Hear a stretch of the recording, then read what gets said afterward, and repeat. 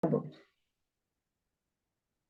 Boa noite, sejam todos bem-vindos. Hoje a nossa palestra será com a Vânia Pinho. O nosso conteúdo de hoje será sobre a escrava ou rainha. Quem é você? Então fique à vontade, Vânia, seja bem-vinda. Aqui é um espaço para que você também se apresente, fale de onde você é, para que depois também quem possa assistir gravado também possa acessar esse conteúdo e entender um pouquinho também, poder depois também entrar em contato com você, fazer conexão com você também. Fique à vontade, seja bem-vinda. Boa noite. Eu quero agradecer a Dani, né, por essa oportunidade, né, que eu estou recebendo aqui para poder estar compartilhando, servindo e transbordando aquilo que está no meu coração, aquilo que eu vou contar aqui, a minha história, né? Quem é a Vânia? Eu tenho 49 anos, nasci em Brasília. Sou filha amada, sou adoradora do Senhor, é, filha do Eliakim e da Nilva, da onde tudo começou. E eu vou começar já fazendo uma pergunta já para você. Quem é você? Rainha ou escrava? Ou escrava ou rainha?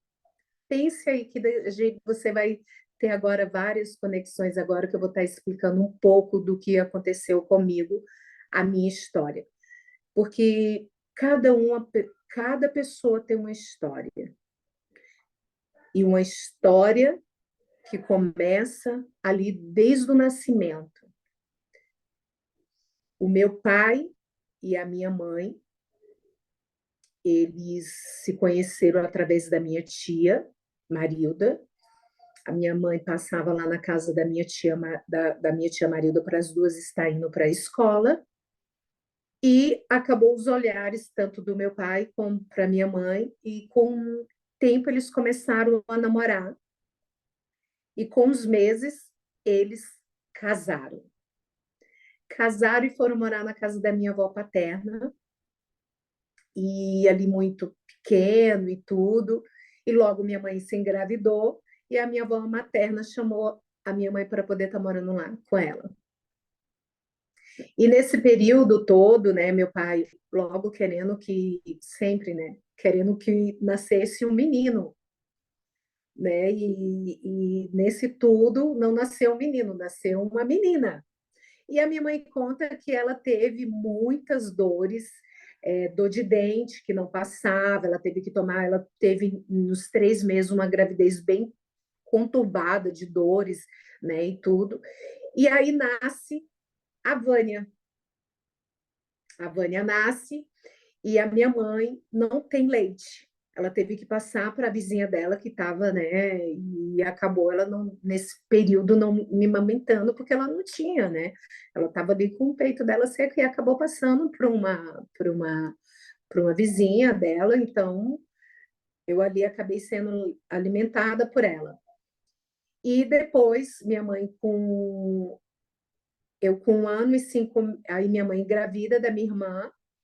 E depois, com 1 ano e 5 meses, nasce a minha irmã.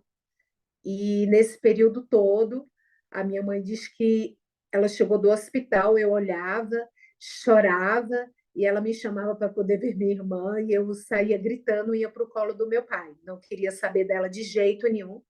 Já entrou ali já a rejeição, já nesse período. E foi um período que a minha mãe disse que aquele período era no período que lavava as fraldas, né, e tudo. Então ela tinha que acordar muito cedo para fazer as coisas, porque ela tinha que ficar de olho, porque ela muito hiperativa, subia mesmo no berço para ir atacar minha irmã. Então ela disse que ela tinha que ficar de olho direto em mim, então ela tinha que acordar muito cedo para aproveitar quando eu estava dormindo para poder estar ali junto para quando a minha irmã acordasse, eu para poder estar ali junto. E nesse processo todo, é, eu ainda com 3 anos de idade não falava, não via, e a minha avó materna correu comigo para os hospitais, porque falou assim, ela vai ficar muda, não conversa, ela não dá nenhuma palavra, nem nada. E aí, nesse período todo, o médico, ela passou, fiz vários exames, e um dos médicos virou e falou assim: ela não precisa, ela é normal, ela simplesmente precisa de amor. Ela precisa de amor, porque quando a minha irmã nasceu, o cuidado todo foi para ela, né? Então, já foi ali desde o processo, né, de dor da minha mãe, né? Ali, logo depois dela engravidar, aquele processo todo, né? E tudo. E fui ali crescendo, e com os meus 6 anos de idade, já vendo aquela preferência já pela minha irmã e tudo, eu peguei já com 6 anos de idade, eu já fugia de casa, porque as minhas vó, uma morava na parte de cima, morávamos na mesma rua, né? O conjunto D, e aí eu fugia para casa da minha avó. E a minha mãe ia correndo atrás de mim e ficava aquela briga, meu tio, deixa ela aqui. Não, ela tem que ir embora. E aí ficava aquelas disputas, né? E eu sem querer, tá ali querendo sair, nem nada, querendo ficar ali mesmo. E não, quando eu não corria para casa da minha avó, eu passava o dia todo na rua brincando com os meninos, de jogar bola, de tudo. E quando era de noite, quando meu pai chegava, minha mãe falava tudo e eu apanhava. Apanhava muito, que meu pai não passava a mão. Até porque ele chegava cansado, coitado e tudo, né? E a minha mãe ficava ali tomando de conta da gente. Então ele me batia mesmo. Além de me bater, de me espancar, né, e todas as coisas, ele me colocava de castigo ainda, em cima de caroço de feijão, né, e tudo. Então, esse aí foi bem a minha infância, bem. E aí, depois, eu lembro também que o meu pai, eu sempre olhava que ele colocava as coisas sempre mais para minha irmã. Ele fez um suco de abacaxi batido no liquidificador. E aí eu olhei para o meu copo, olhei para o copo da minha irmã e falei assim: o senhor colocou mais suco para ela. Aí ele falou assim: ah, é? Então você vai beber esse suco todinho. E aí eu tive que tomar passando mal, passando muito mal. Você vai beber tudo, senão você vai apanhar. E nesse processo todo, eu bebi todo o meu suco e fiquei com a barriga, tipo, passando mal e não tinha que colocar nada por fora, porque senão eu iria apanhar. Então, são cenas que a gente, né, vai vendo e tudo. E, e nesse processo e tudo, você vai. E aí eu comecei, né, a tirar notas baixas, ele me batia, me ensinava, né? Então, esse processo todo. E aí eu lembro que na época tinha aquela música da Fafá, que ela assim, ô, oh, coisinha tão bonitinha do pai. Ele cantava para minha irmã. Tudo era para. Gente, eu apanhava de uma tal forma que uma vez ele combinou que todos nós iríamos, eu e a minha irmã, a gente ia para a casa da minha tia, que era um pouco distante, né? Era, vamos dizer, com umas 2 horas mesmo de carro para a casa da minha tia. Como eu sou de Brasília, eu morava em Planaltina e essa minha tia morava em Celândia. E aí, o que, que aconteceu? Saiu meu pai e a minha irmã. Quando eu acordei, eu falei, cadê eles? Do jeito que eu levantei, coloquei e saí correndo, ainda consegui pegar ele na casa da minha avó.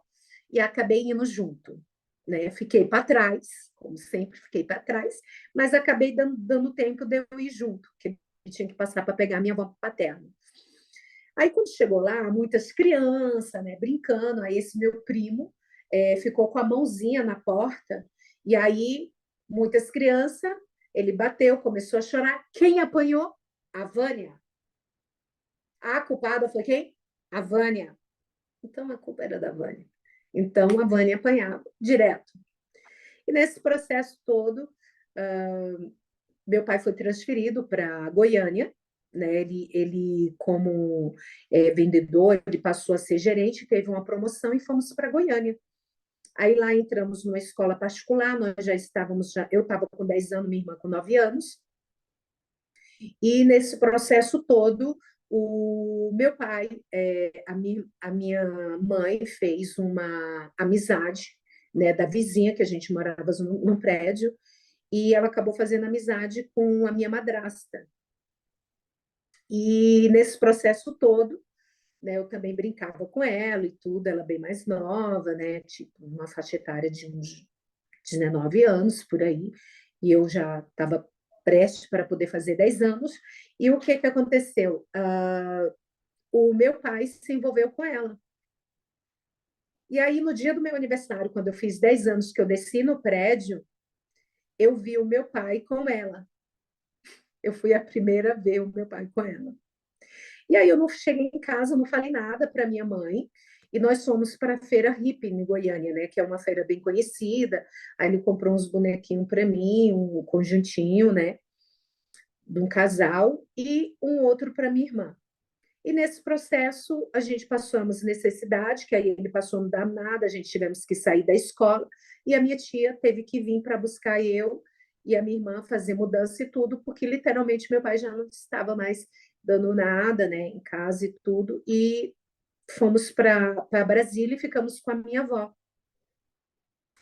E nesse processo todo, né, de separação e tudo, né, a gente tivemos que morar um período com a minha avó e depois voltar para a nossa casa, que foi alugada, né? Minha mãe alugou uma parte, começou a procurar serviço e eu estudava de manhã e no período da tarde eu ajudava a vizinha a limpar a casa para poder ajudar minha mãe no orçamento e tudo, né?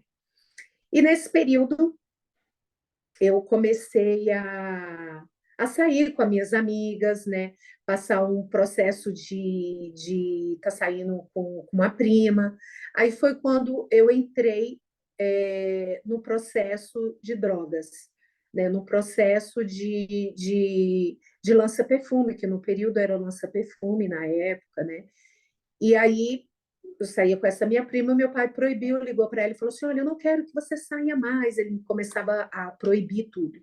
E aí foi num processo que, quando meu pai virou para minha mãe e falou assim: olha, se você ficar com ela e se ela ficar grávida, a culpa vai ser toda sua. E aí minha mãe sentiu forçada de me colocar para ir morar com meu pai. Aí foi uma das primeiras vezes que eu fui morar com meu pai. E aquele processo todo. Estudava de manhã e à tarde, quando chegava, tinha que ir ali ajudar, porque aí veio o meu irmão, né? Aí ajudava nos fazeres de casa. Foi todo um processo. E limpava. E aí, o que aconteceu? Me envolvi com um cara casado de frente da casa do meu pai. E aí, esse processo todo, aí veio a vizinha, veio falar e tudo, meu pai me espancou de novo, eu pego e fujo para casa da minha mãe. Aí, nessa segunda vez que eu fujo para casa já da minha mãe, já me envolvo com as amigas mesmo da pesada, já não era mais um ló, já era mesmo maconha. E ali foi já aquele vício já de entrar e trocar o dia pela noite, de estar ali no processo de... A minha mãe falava assim, você está trocando o dia pela noite. Então, o que que acontecia? Então, à noite eu pegava, saía com as minhas amigas, ficavam ali, e aquele vício de começar a beber, começava a beber aquelas bebidas fortes mesmo, que era aquela negócio de 51, conhaque, aquelas bebidas bem fortes. E a minha mãe começou com a minha irmã a fazer só comida para elas, a eu ter que me virar, entendeu? E começou a entrar mais revoltas ainda. Eu comecei a ficar mais rebelde ainda. Nesse processo todo, eu tive um surto. Eu literalmente passei um episódio com umas amigas que literalmente, tipo, me rejeitou, vamos dizer assim. E aí eu comecei a ver coisas, né, mesmo. Eu não queria tomar banho, eu não queria comer, eu entrei mesmo num surto mesmo de depressão mesmo. E eu lembro de ter pegado um fio mesmo, que eu queria mesmo me matar. Eu estava assim, sem tomar banho, sem querer, e a minha avó me socorre de novo. A minha avó me leva para a casa dela, que ela estava de férias, né? Ela e a minha tia, que a minha mãe trabalhava na época, não conseguia ficar comigo, e eu passei esse processo de novo. E aí o médico me colocou para voltar para casa, só que os remédios não faziam efeito, eu não queria comer, eu não queria nada, e aquela dor muito forte, não descia comida, eu não dormia, já não estava mais dormindo. e sentindo dor de cabeça muito forte, de ficar com o olho roxo, essas coisas tudo, e depois eu comecei a ter visão mesmo, visão assim de coisa assim terrível mesmo no reino espiritual, mesmo só quem passa mesmo que sabe, quando você está ali com aquela mente, aquela mentalidade. E aí eu tive que ficar internada numa clínica, e aí eles me aplicaram injeção que não fazia efeito nada para mim, e me senti ali, como eu vou dizer, me senti mais uma vez assim abandonada ali com pessoas e sem entender nada. E o médico vinha, conversava comigo, eu só falava assim, eu quero ir embora, aqui não é o meu lugar de poder estar ficando. E aí depois nesse período eu comecei a ajudar as enfermeiras, né? Fiquei lá no processo conversando com aquele povo e a minha mãe ia me visitar, o meu pai vinha me visitar, e só que aqueles remédios acabava acontecendo o quê? Eu não tinha mais reação, eu estava muito inchada, eu só queria estar dormindo, então eu queria sair dali, eu queria viver, eu falava assim, gente, tudo que eu preciso sair daqui, eu preciso fazer minha unha, eu preciso viver, eu estou querendo estudar, então eu me sentia ali naquela prisão, porque você sente prisão, você vê você com aqueles povos tudo gritando, você e aí você ficava ali dopada, dormindo. E aí eu tive com um mês voltando para. Só que aí eu não voltei mais para casa da minha mãe, voltei para casa do meu pai novamente, né? E como ali a minha madrasta, ela estava indo para a igreja, a gente acabou indo para a igreja e ali eu comecei a receber orações. E ali eu sei que eu recebi uma libertação forte, já comecei a me libertar ali daqueles remédios, e, e logo em seguida eu passei a ter fiz o meu aniversário de 15 anos. E aí eu falei para ela, eu quero um vestido rosa, eu quero um sapato rosa, eu quero todas as coisas, porque eu já estava já me sentindo super bem, já estava totalmente ali, liberta. E aí foi essa parte. E nessa parte eu entrei num curso. Foi quando eu comecei com meus 15 anos de idade, porque eu olhava na minha infância, quando a minha tia me levava para ver, ela ia arrumar unha, essas coisas tudo, e eu via a cabeleireira. Eu achava a cabeleireira muito bonita. E aquilo dali eu falava assim, gente, eu quero ser cabeleireira. Então eu tive a oportunidade de fazer um curso, e ali passei, porque era bem disputado, era como se fosse o Senac, lá onde a cidade onde meu pai morava, em Ceilândia, e ali eu comecei a fazer os meus primeiros cursos de cabeleireira. Então, o que eu fazia? Chegava, tive ali todas as coisas, e meu pai falava assim, que você não quer fazer curso que nada, não. Isso aí é só a invenção da sua cabeça. Então, ele nunca me dava crédito. Eu falei assim, mas eu vou fazer. Então, entanto que eu andava 30 minutos para esse curso, porque ele não me dava dinheiro para poder estar indo ali fazer esse curso. Eu ia andando, chegava em casa da escola correndo, ajudava ali na casa e saía correndo para poder estar ali, correndo para poder fazer o meu curso, que eu queria fazer o meu curso. E ali foi quando eu comecei o meu curso de beleza. Vi ali esse dom que eu tinha na mão, e com pouco tempo eu já estava cortando cabelos. Aí eu falei, vou pegar os vizinhos, vou começar a cortar cabelo aqui, e tá tudo certo. E os cabelos ficavam bonitos, ficava assim, às vezes, com caminho de rato, aí eu dava um jeito ali e começava. E o que aconteceu? Aconteceu algo com a minha madrasta e eu tive que sair fugindo de novo. Fugi de novo para casa da minha mãe. Então, eu ficava nesse círculo de fugir. E nesse círculo de fugir, a minha mãe sempre me aceitava de novo, né? Porque ela falava assim, coitada, foi maltratada lá, então ficava esse círculo. E aí chegou lá, eu comecei, peguei o cabelo também dos vizinhos, comecei a trabalhar nisso, de estar cortando o cabelo, de estar fazendo escova. E assim, era perfeito, como se eu estivesse trabalhando em salão. Tá bom. Aí comecei a sair com as amigas mais da pesada ainda. Aí comecei a namorar um traficante, só que ele não cheirava nem nada. Aí eu fui para uma droga mais pesada, que era a cocaína. E aí da cocaína saía, ele era casado também, e o que acontecia ali? Ele simplesmente não cheirava nem nada, porque ele era tipo o bam, bam, bam ali da onde que eu tinha. E ele simplesmente passava ali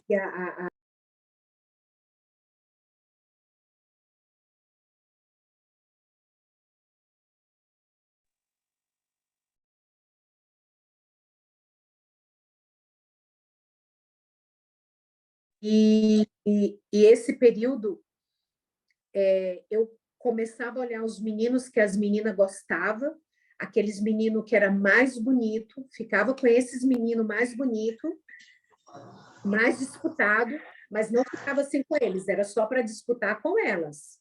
Era para disputar com elas.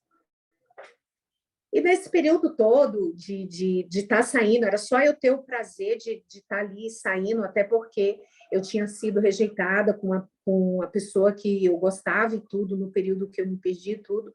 E o que aconteceu? Ele simplesmente eu me senti dessa outra parte tão rejeitada que eu falava assim, também agora eu não vou ficar com ninguém.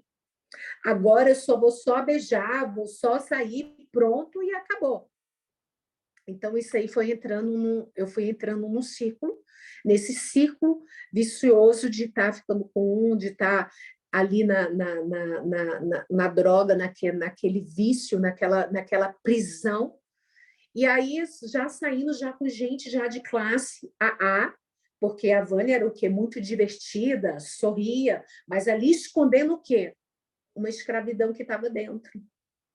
Entanto que as minhas amigas passavam lá para poder me chamar, para poder sair. Vânia, vamos sair.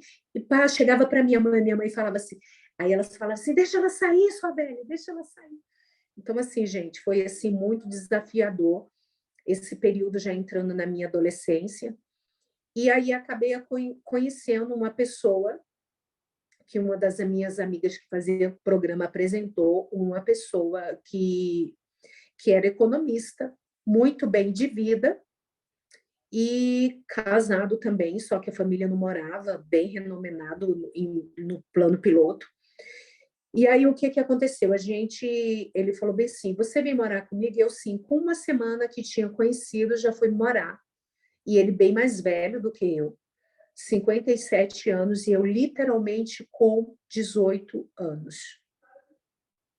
Com 18 anos ali morando com uma pessoa que era literalmente alcoólatra, né? Saí ali do mundo dos vícios e tudo, aí fui ficar em compendência de uma pessoa alcoólatra, que quando bebia a gente saía, eu morria de medo porque eu tinha que me trancar no banheiro, tinha que fazer todo aquele processo. E o que acontece? Eu lembro que uma vez, o nosso banheiro, que a gente morava numa parte hotel, tinha um vidro assim, né, do banheiro para a sacada, e eu coloquei o meu rosto. E nisso que eu coloquei o meu rosto, ele deu um soco que praticamente quase eu fiquei sem o meu olho. Eu tenho uma marca, eu tenho uma cicatriz aqui, que quase Deus, graças a Deus, deu livramento, né? Começou a sangrar, graças a Deus, que não foi no olho, que eu literalmente iria perder o meu olho direito. E aí ele pagou o curso e eu comecei a fazer o curso de cabeleireira, me jogar ali, e ele prometendo montar um salão e tudo. E o que aconteceu? Eu fiz curso no Senac, e ali eu tinha tudo, do bom e do melhor, saía para a minha tela, tinha roupa, tinha todas as coisas, mas eu estava escrava numa codependência de uma pessoa alcoólatra, de paternidade, porque uma pessoa nova, que nem eu, com uma pessoa de 57 anos, né? E saindo ali, literalmente, aprisionada ali naquele relacionamento, fazendo, né, cursos e tudo. E aí acabei entrando numa franquia que veio de São Paulo para Brasília, chama Jaque Janine. E nessa franquia eu comecei como auxiliar. E de auxiliar, fiz teste, gostaram do meu serviço, e ali eu comecei a atender as sociedade, porque lá é um salão de classe AA, e o meu patrão, o Lopes, atendia a dona Ruth Cardoso, era um salão bem conhecido, e com isso, eu logo com um ano fui promovida a cabeleireira. E eu promovida a cabeleireira, passei a atender a dona Ruth Cardoso, cortava o cabelo dos diplomata, cortei o cabelo também do porta-voz do presidente, seu Jorge Lamazière. Então, ali a Vânia saiu, né, daquilo dali, do vício, de tudo, e passei a abraçar essa oportunidade que eu tive, que era um dos meus sonhos, estar trabalhando como cabeleireira, e assim foi, eu obtive essa grande benção, né? Porque é benção. E estando ali bem, com um ano já ser promovida a cabeleireira, vinha para São Paulo fazer cursos de coloração, curso de corte, de tudo, e ter ali aprendido muitas coisas, né, com o meu patrão, com o Lopes. E ali, com esse processo todo, eu vi que o Cláudio começou a sair com uma mulher. Aí eu falei assim, é? Aí eu não falei nada, comecei a sair com uma outra pessoa também, e essa pessoa também casada, só que eu fiz vista grossa e revidei na mesma moeda. Então, escrava daqui e saindo com outra pessoa casada. Nesse processo todo, eu tive uma crise renal muito forte. Eu comecei a sentir cólicas renais muito forte e parei no hospital. E quando eu parei no hospital, o médico teve que fazer uma ecografia, até perguntou se eu estava grávida, e foi quando foi descoberto que eu só tinha só um rim. E estava ali passando pelo Vale da Sombra da Morte. E aí, nesse processo que descobriu, o médico chegou para mim e falou assim, você só tem só um rim, menina? Você tirou? Eu falei assim, não, doutor, eu não tirei o rim, então você nasceu só com um rim.